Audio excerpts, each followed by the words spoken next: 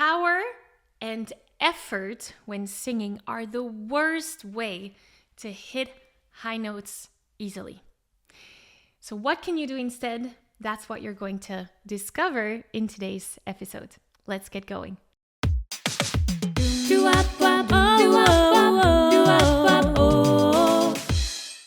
Hi, my name is Maggie. I'm the founder of the Singing Insiders, in which I help passionate singers just like yourself up-level their singing skills and performances to develop themselves as all-around singers. Now, in these episodes, you're going to get vocal exercises, techniques, tips, tools, insights, all around singing to really help you up-level your singing skills as well. So let's dive into it, and let's look at this idea that power and effort are oftentimes the thing that singers lean on when trying to sing high notes. Now, I totally get where that idea is coming from, and I know I've been there too. We are told so much that singing a high note requires a lot of energy, a lot of airflow, a lot of breath support, a lot of power, a lot of volume.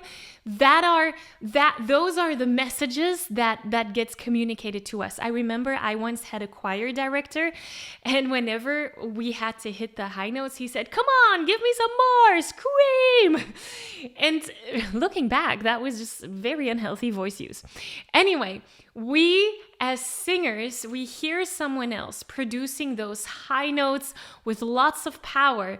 And so we think, okay, we need to be doing the same. Like, that must be chest voice because when I'm screaming, that sounds very powerful. So now let's take that scream and put that into my higher range. I just need to push my voice, right? That's what we're thinking if we're just listening to other artists. So naturally, we're trying to muscle our way up there, thinking that that's the only way. Now, the truth is that pushing your chest voice to sing those high notes, that's just the fastest route to vocal strain, tension, hoarseness, sometimes even vocal injury. We don't want to have that. And the reality that most singers don't even realize is that what you're actually hearing when someone else is singing those high, powerful notes, it's not just your chest voice. It's actually your mixed voice. And we're going to talk about what mixed voice is. Mixed voice is really the blend of your chest voice and your head voice together. And that is what creates the strong, efficient sound. It's not the brute force of pushing your voice. It's having a balance. And many singers, they tell me, "No, Maggie, I don't want to flip into head voice. I want to have the strong power from my chest voice up high. So I need to train my chest voice, right?" And then I answer, no. That's the whole concept of mixed voice. The fact that you can sing high notes, but do that without straining. So we're going to talk about how you can actually achieve this. Because if you keep trying to force your way through it and to keep forcing those high notes with a lot of effort, your voice will fight back and you'll feel tightness in your throat and you might lose control. At one point, you may even go hoarse. We don't want to have that. And I know I found myself in the trap of giving up entirely or believing that my voice is just not made for those high, powerful pitches. We don't want to have that. So what can we do instead? Well, there's 3 steps into the process. First, we need to activate our chest voice muscle. So the chest voice muscle is basically a muscle within your larynx, right? We're not going to go too much into the anatomy part of it. But the chest voice muscle is responsible for bringing the vocal cords together, okay? So we're bringing the vocal cords together, meaning that our vocal folds are closing, meaning that we are creating power in our voice. So if I'm activating my chest voice muscle, I like to use that word. The correct anatomical term is the thyroarytenoid or TA muscle. You are having this movement, 2 vocal cords, bringing them together, okay? So we have a 2 words motion. power. Ah, that's an example of me activating my chest voice muscle, bringing my vocal cords together. Okay? So we want to have the power. The second step in the process is to now activate your head voice muscle. This one is also called the cricothyroid, or CT. And the head voice muscle, just to keep it simple, has a different responsibility.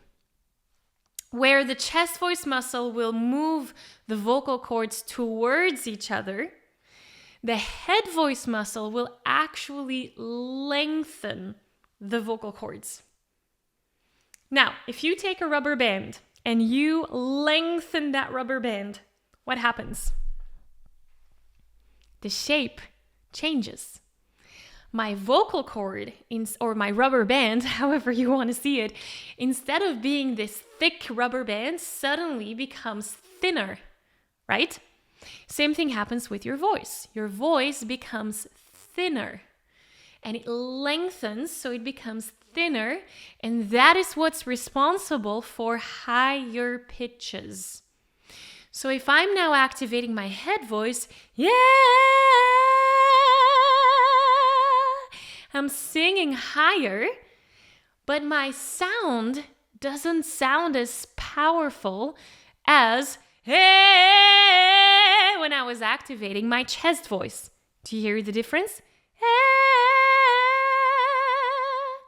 That's because when my vocal cords are lengthened, they're thinner, and so when they're vibrating against each other, instead of closing all the way, only the top part of your vocal folds will close and vibrate against each other. Now there's a solution to this. This is where singers tell me, that's why I don't want to flip into head voice when I want to sing those powerful high notes, because if I go into head voice, I lose my power. Yes, you do, because you're thinning out your vocal cords. What we want to do now, and this is where the magic happens, is combining the power of your chest voice and thus the activation of your chest voice muscle, meaning you're bringing the vocal cords together, with the lengthening of your head voice muscle, which allows you to sing the high notes. Can you see that the only way to sing high notes with power is to combine those two vocal muscles together? Using the vocal cord closure from the chest voice muscle and using the lengthening of the vocal cords from the head voice muscle. Those two need to come together. And when you do, that's when you get into your mixed voice register. So then, instead of having which is just my head voice, if now I'm adding on to that my chest voice muscle activation, then we're getting that's a totally different sound. Do you notice the difference? So that's when singers might listen to someone sing and say, oh, that's pure chest voice. But it's not. That's the whole trick and magic of mixed voice. We think it's chest voice because we have that powerful sound, but really it's not chest voice, it's mixed voice because we're activating both of those muscles. And so the mistake that many singers make is think, oh, it's just head voice, so I need to push my head voice to sing those high notes. That doesn't make sense, right? So we want to get into that mixed voice placement. So let me ask you this. Do you want to keep holding on to the belief that power is only achievable by putting that chest voice up high with the risk of straining your voice? Or do you get that we have tools to our disposition, that we have vocal techniques that can help you sing high notes with ease, freedom, and consistency using that mixed voice approach?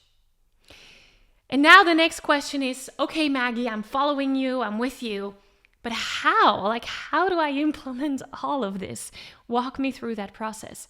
Well, I cannot do that in a short podcast episode like this one.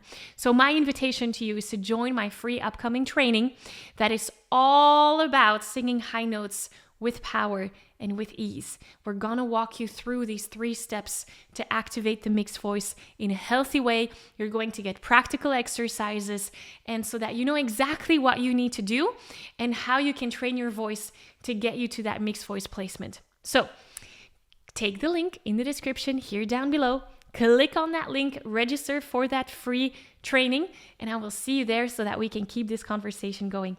Thank you so much for having been here today, and we'll talk soon. Bye!